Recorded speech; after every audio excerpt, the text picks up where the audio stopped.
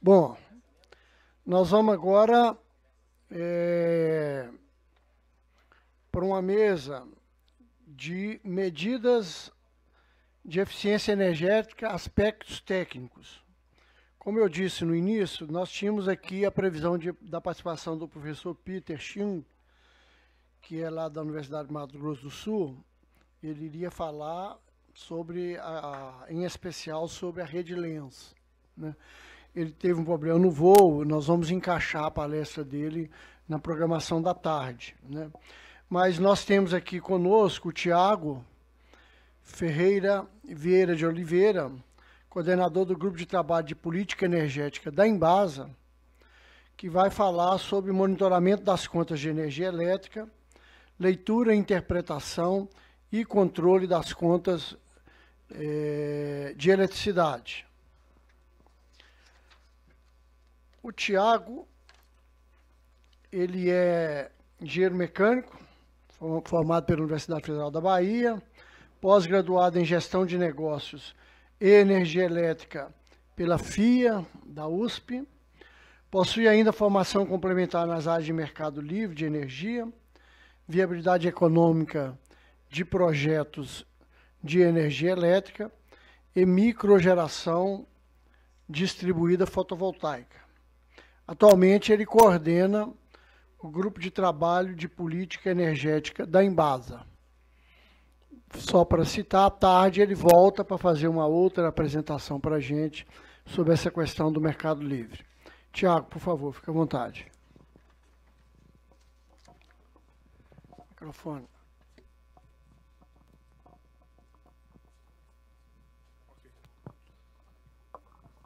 Bom dia, pessoal.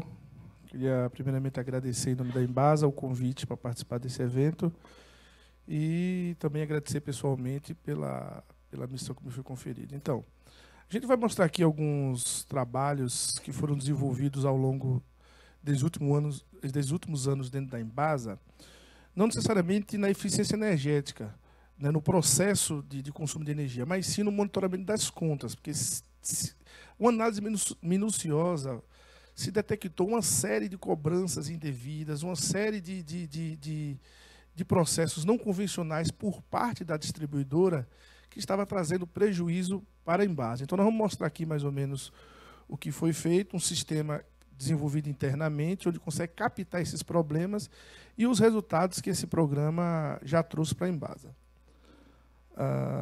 Eu estou no departamento de eficiência energética da Embasa, é um departamento e tem um grupo de trabalho no qual eu coordeno. É uma empresa que está presente em 366 municípios da Bahia. É um estado que tem 417 municípios, praticamente todo o estado. Nós beneficiamos uma população de aproximadamente 11 milhões e 700 mil pessoas. São mais de 3 milhões de ligações de água e 825 mil de esgotamento sanitário. Nós atualmente temos 2.890 contas de energia elétrica, sendo que 146 são do grupo da modalidade convencional. A partir de 2018, essa modalidade deixa de existir, por causa da Coelba, por causa da revisão tarifária. Então, nós vamos ter que escolher entre verde e azul, isso aqui vai deixar de existir. Nós temos 638 unidades oro sazonal verde, 10 oro sazonal azul, e agora estamos com 6 no mercado livre, totalizando aí 2.800 e uma grande quantidade de unidades em baixa tensão. Então, esse aqui nós estamos desenvolvendo trabalho no foco da microgeração, né? Quem acompanha a microgeração sabe que a viabilidade mora aqui na baixa tensão, por conta da tarifa ser bem mais alta do que na média e alta tensão. Nós trabalhamos com 2 indicadores, né? O custo unitário, que é o reais por quilowatt-hora, e o consumo específico, ou intensidade energética, a depender da literatura. O custo unitário, o reais pelo quilowatt-hora, ele é influenciado por essas variáveis: opção tarifária, demanda contratada, energia reativa, demanda de ultrapassagem, funcionamento no período da ponta. Sendo que quem impacta mais nesse indicador, é claro, é o reajuste tarifário, né? Nos últimos 2 anos aí nós temos tido reajuste bem acima da inflação. Multas e cobranças, refaturamento, devoluções, o fator de carga da unidade influencia bastante nisso aqui, e a qualidade de energia. Esse é o histórico do nosso consumo unitário de 2011. Essa queda aqui foi fruto daquela MP 579, que baixou as tarifas em aproximadamente 18% no caso da Coelba. Logo em seguida, ela deu uma subida significativa. Em 2016 está nesse valor, porque a Embasa conseguiu, junto ao governo do Estado, a isenção do ICMS. Então, nenhuma unidade da Embasa paga ICMS. Então, deu uma aliviada bastante, também porque, em 2015, o ano todo incidiu a bandeira tarifária vermelha, né? Quando nós chegamos aqui em 2016, nós ficamos 8 meses com a bandeira verde. Então, juntando o fator ICMS e fator bandeira, houve essa queda no custo unitário em 2016. Já o consumo específico é influenciado pelo fator de carga da unidade, recirculação em barriletes. Você tem muita bomba antiga que a água fica recirculando por problemas de folga em anéis de desgaste em rotor, etc. E isso compromete o rendimento dos conjuntos motor-bomba. Temos unidades também com estrangulamento em válvula, no caso a solução é inversor de frequência. Tubulações antigas que apresentam rugosidade elevadas, com isso você tem perdas de cargas elevadas. E bombas que cavitam, tem submergência fora do recomendado, então isso também eleva o consumo de energia. O nosso consumo específico, aqui eu multipliquei por 1000, só para dar um valor um pouco mais fora da esquerda das caixas decimais. Esse aumento aqui se deu porque, em 2013, a Bahia passou por uma crise hídrica significativa. Então, em 2013, foram inaugurados uma série de novas unidades com demandas significativas para produzir a mesma quantidade de água. Então, teve sistemas muito importantes na Bahia que chegaram próximo ao colapso. Então, recorreu-se a investimentos em grandes unidades de elevado porte. Então, o consumo de energia subiu, mas a quantidade de água produzida é a mesma, né? Foi uma solução para combater uma crise hídrica. Aqui reflete aqui nesse consumo em megawatt-hora por ano, né? Então, você vinha com esse consumo médio aqui até 2012, em 2013 entrou esse novo sistema, então houve um crescimento significativo nesse consumo de energia elétrica. As nossas despesas com energia elétrica estão nessa casa aqui dos 220 milhões ano. Mais uma vez, essa queda foi fruto da medida provisória 579, então ela deu uma aliviada, e o custo volta a subir devido aos reajustes tarifários, bandeiras tarifárias. Então, nossa despesa com energia no ano de 2015 fechou em 220 milhões. Fechou, era para ter fechado em um valor superior, só não foi superior por conta da isenção do ICMS. Então, o ICMS ele é uns 23%, né? No caso da Bahia, 18%, mas como ele é cobrado por dentro, vai para uns 23%, 24%. Então, é uma quantidade de dinheiro significativa. Então, foi quem deu uma aliviada em 2020 e está aliviando agora em 2016. Como não fechou, ainda a gente não colocou aqui o valor. Então, dado esse histórico de gastos elevados com energia, então se buscou criar um programa que reduzisse despesas sem necessariamente haver investimento. E isso passa necessariamente por um controle rigoroso nas contas de energia elétrica. Então, em termos de refaturamento, no mês de competência, ou seja, a distribuidora fatura valores equivocados, né, e você consegue provar que ela está equivocada no faturamento dela, daqui a pouco a gente vê como se faz isso, anualmente foram esses valores que foram refaturados dentro do mês. Então, de 2007 a 2016, a gente conseguiu aí um retorno de 9 milhões e 400 mil, aproximadamente. E aí, quem é da área de controle de energia sabe que existe uma série de modalidades tarifárias a se optar, né? Basicamente, a dúvida mora aqui, entre verde e azul. Ora o verde, ora azul. Porque o A1, A2 e A3 não tem opção. Você tem que ser azul, então meio que não há muita opção. Fica sempre nessa casa aqui, entre ser ora sazonal azul e entre ser ora sazonal verde. Veja que eles praticamente têm o mesmo critério de escolha, né? Demanda acima de 75 kW.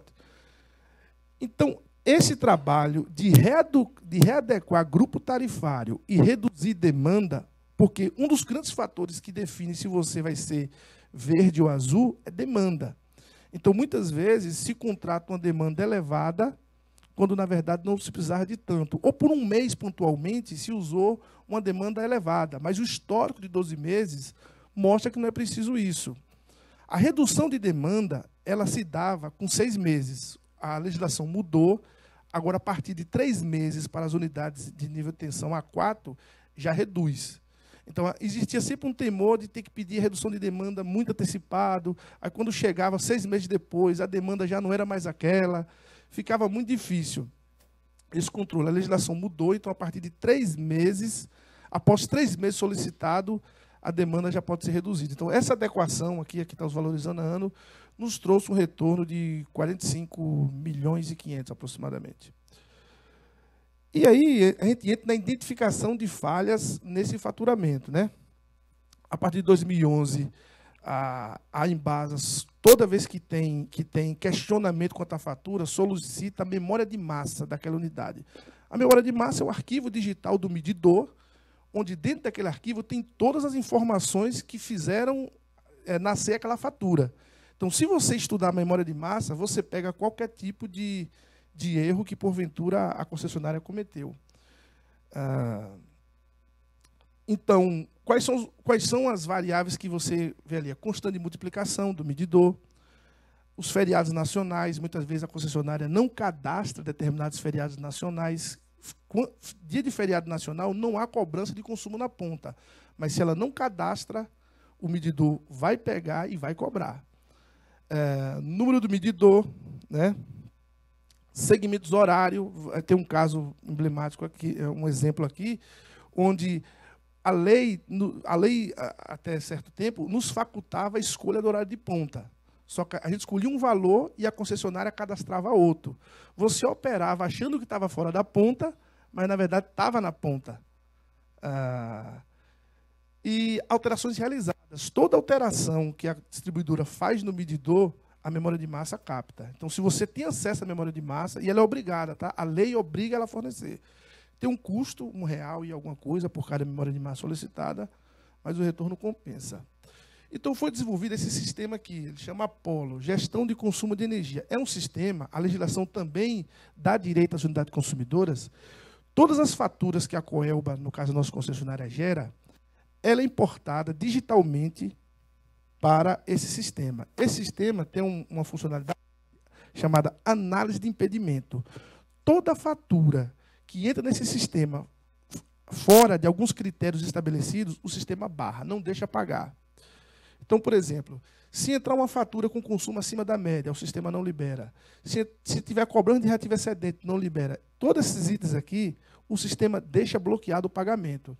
Então, o nosso setor e as unidades regionais passam a analisar conta por conta se isso é devido ou não. Né? Então, por exemplo, aqui, loja de atendimento, qual é a ocorrência? Consumo médio acima da média. Pode ter acontecido? Pode. Pode ter acontecido. Porém, se está acima da média, a gente vai verificar se de fato houve esse consumo, através de quê? Memória de massa. Se você pega a memória de massa, você tem acesso minuto a minuto do consumo daquela unidade. Então, todos esses itens são impedimento. Essas faturas não serão liberadas enquanto alguém não chegar lá e liberar. E para esse alguém liberar, ele tem que verificar item a item e liberar esse sistema ou não. Então, esses aqui são digamos, os critérios para impedimento de liberação de fatura. Então, vamos ver aqui alguns exemplos. Esse aqui é um caso que nos trouxe uma devolução de 256 mil. É o quê? Na unidade consumidora, quando o medidor está após o transformador, ele já mede os 2,5% de perda de transformação, correto? Você tem energia, o transformador passa pelo medidor. Então, o medidor já captou essa perda de transformação. Aliás, a distribuidora embute no valor da energia consumida esse 2,5%.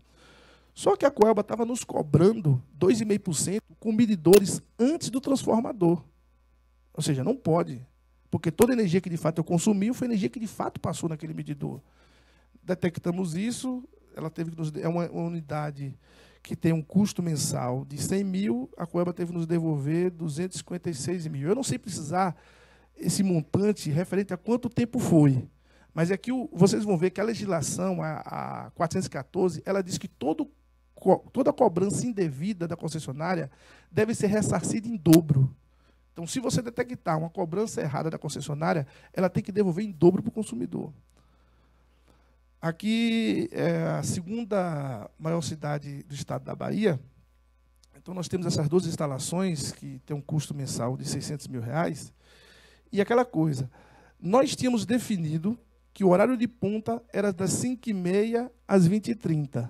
Só que a Coelba chegou no medidor e colocou das 18 às 21.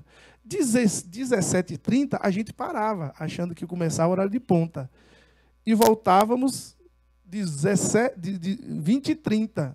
Aí ela, todo dia ela comia 30 minutos. Falar? Hã? Meia hora diariamente. Então, no acumulados, ela teve que nos devolver R$1.789.000. Feriados nacionais não cadastrados. Então, por algum motivo, a concessionária não cadastrou determinado feriado. Então, cobrava-se... a gente passa para a operação sempre quais são os feriados nacionais, para a operação poder programar a sua operação. Então, vamos, sei lá, 2 de novembro, por exemplo, a operação resolve operar na ponta, achando que não paga mais, e vem a cobrança indevida. Aqui também é um caso que a distribuidora troca o medidor. Por exemplo, você tinha um medidor funcionando até o dia 10. Aí ela foi e trocou o medidor dia 10. Ela cobrou as duas vezes, uns 10 dias que o medidor antigo pegou, cobrou os 20 dias do medidor novo e ainda aplicou mais 10 dias em cima do consumidor novo. Então, isso aqui também trouxe essa redução. E aqui é a parte da 414 que diz isso, né?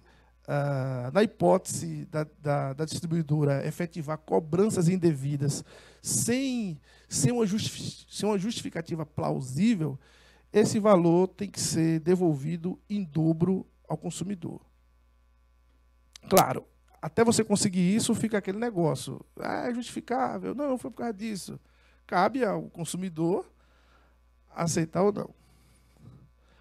E aqui também tem o seguinte, quando você vai fazer uma obra, aquelas obras de 2013 que eu citei, que elevou o nosso consumo de energia elétrica, foi referente a esses sistemas. São sistemas grandes, então, como você tinha que fazer investimentos, o investimento na energização qualquer, existe participação da concessionária, existe participação do cliente, a resolução diz isso. Então, quem faz o orçamento? Quem faz o orçamento é a própria concessionária. Aí manda para você o orçamento dizendo qual é a parte dela e qual é a sua parte. A gente até que aí contratamos uma consultoria externa, porque isso aqui é um assunto um tanto mais complexo. Então, todo orçamento da Coelba que vem com participação financeira nossa, a gente repassa para essa consultoria e a consultoria faz esse recálculo. É importante dizer que o cálculo da participação do consumidor está definido na norma. Na norma diz, fórmula por fórmula, item por item, como se calcula a sua participação. Então, se detectou que nessas obras a Coelba tinha supervalorizado a nossa participação em R$8.042.000. Então, a junção dessas três ações, refaturamento de contas, avaliação de orçamento, mudança de opção do grupo tarifário, identificação de cobrança devida, trouxe para a gente, aí, ao longo desses anos, R$74.200.000. É isso aí, eu agradeço e fico à disposição.